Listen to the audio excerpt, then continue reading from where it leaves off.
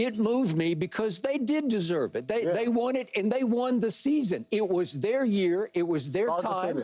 It was Jaylen's time to break through. I was happy he got the award. We'll talk more about it in a few minutes.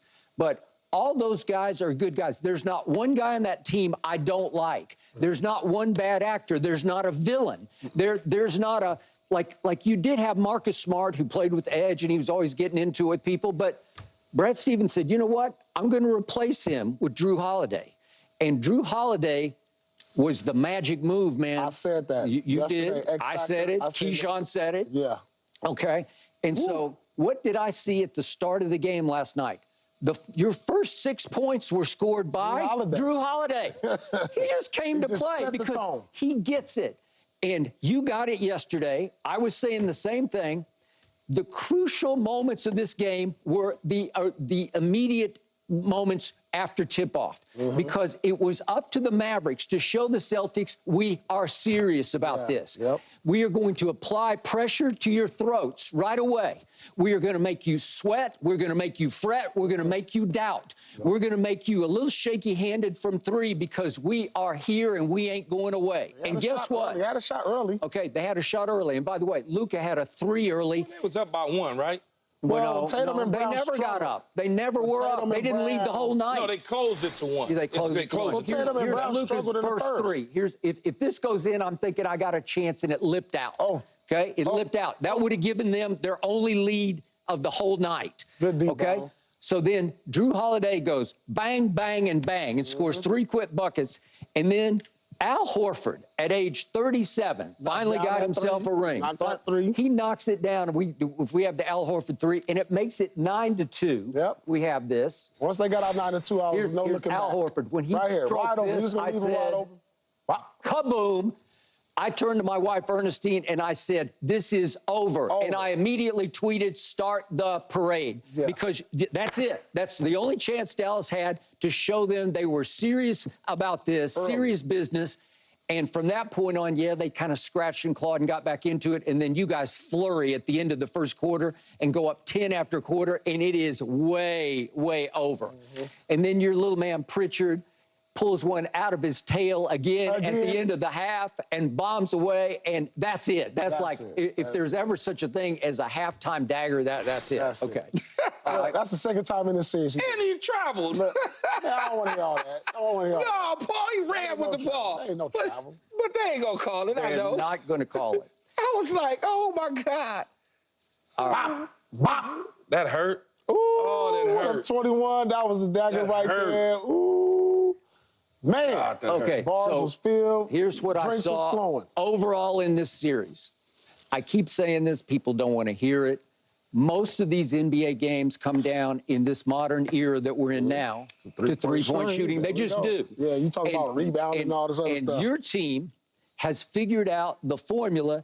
You're just going to shoot way more threes than anybody shoots during the regular season and during the playoffs and during the finals. And during these finals, look what you shot on three-point shots. You shot 207 in 5 games. It's ridiculous. It's just ridiculous because you shot 55 more threes than they shot in 5 games, 50 plus 55. You scored 66 more points from three than they scored. Do the math on 66 over 5 games. It's crushing. It's hard to overcome. And yet, you guys didn't shoot it nearly as well as you usually shoot it. You shot 34%, but they were abominable from three. They shot 32%. Luka shoot. Don't even go there. Luka shot 24% from three. That's 11 of 45. The same Luka who during the regular season improved all the way to 38. And against the Timberwolves in the previous round, he shot 43% from three. Okay, to what do we contribute that? To Jaylen Brown? Sure, I'll give Jaylen some of that. I'll give some to Drew Holiday and some to Derek White because they're helping out also. But I just think Luka started pressing and pushing and gagging, and he played a pretty lousy finals except for the first half of Game 4 at home. He scored 25 in the first half, and it was a blowout by halftime because he did that. That was it. Help me out. Show me where else he played well, because Keyshawn, you have had your doubts about him, and I think you should continue to have your doubts after those 5 games. No, we'll get there, though, Skip, right? We will. I mean, I'm just saying, the overview of this was, if he shoots 38% from 3, I think we could be having different conversations. Skip, here we go with these ifs. Okay, well, I'm just saying.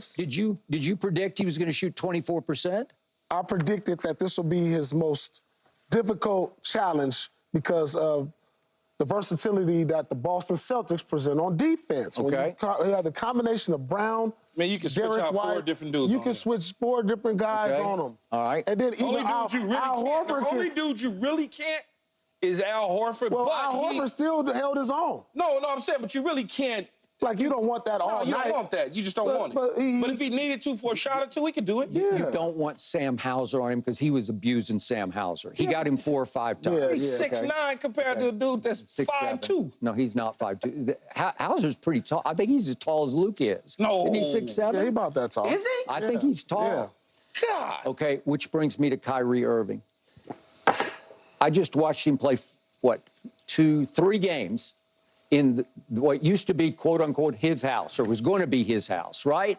And what did he do in those 3 games? He shot 18% from 3. He shot 3 of 17. 3 of 17 in 3 games at Boston.